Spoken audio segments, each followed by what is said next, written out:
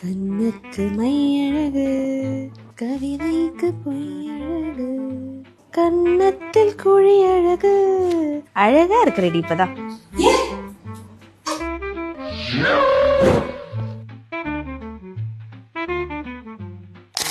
Hey you, where did you study all this?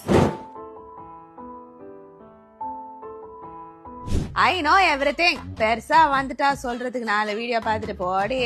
ನಿಲ್ಸಿ, ನೀವು ನಿಮ್ ಮಗುಗೆ ಕಾಡ್ಗೆ ಹಚ್ಚೋದ್ರಿಂದ ನಿಮ್ ಮಗುಗೆ ದೃಷ್ಟಿ ಆಗ್ಬಾರ್ದು ಅನ್ಕೊಂಡಿದೀರಾ, ಆದ್ರೆ ಅದೇ ಕಾಡ್ಗೆಯಿಂದ ನಿಮ್ ಮಗುಗೆ ತೊಂದ್ರೆ ಆಗ್ತಿದೆ. ಇಂಡಿಯನ್ ಸ್ಟಡೀಸ್ ಪ್ರಕಾರ ಈ ಕಾಡ್ಗೆಲಿ 50% ಈ ಲೆಡ್ ಅಣು ಈ ಮಗುವಿನ ಕೋಮಲ ಚರ್ಮದೊಳಗೆ ಅಬ್ಸಾರ್ಬ್ ಆಗೋದಿಕ್ಕೆ ಹೈ ಚಾನ್ಸಸ್ ಇದೆ. ಅಬ್ಸಾರ್ಪ್ಷನ್ ಇಂದ ಆ ಅಕ್ಯುಮುಲೇಷನ್ ಇಂದ ಬ್ರೈನ್ ಅಲ್ಲಿ ಅಕ್ಯುಮುಲೇಟ್ ಆಗಿ ಫಿಟ್ಸ್, ಅನೀಮಿಯಾ ಆತರ ತುಂಬಾ ಪ್ರಾಬ್ಲಮ್ಸ್, ಹೆಲ್ತ್ ಇಶ್ಯೂಸ್ ಬರೋದು ಚಾನ್ಸಸ್ ಇದೆ. ಇದು ನಾನ್ ಮಾತ್ರ ಹೇಳ್ತಾ ಇಲ್ಲ, ಇಂಡಿಯನ್ ಸೈಂಟಿಫಿಕ್ ಅಸೋಸಿಯೇಷನ್ಸ್ ಹೇಳ್ತಾ ಇದೆ. ಬಹಳಷ್ಟು ಇದ್ರ ಮೇಲೆ ರಿಸರ್ಚ್ ಕೂಡ ಇದೆ. ನೀವು ನಿಮ್ ಮಗುನ್ ಕಾಪಾಡ್ಬೇಕಂದ್ರೆ ನೀವು ಫಸ್ಟ್ ಈ ಕಣ್ಕಪ್ಪು ಕಾಡ್ಗೆ ಹಚ್ಚೋದೆಲ್ಲ ನಿಲ್ಸಿ.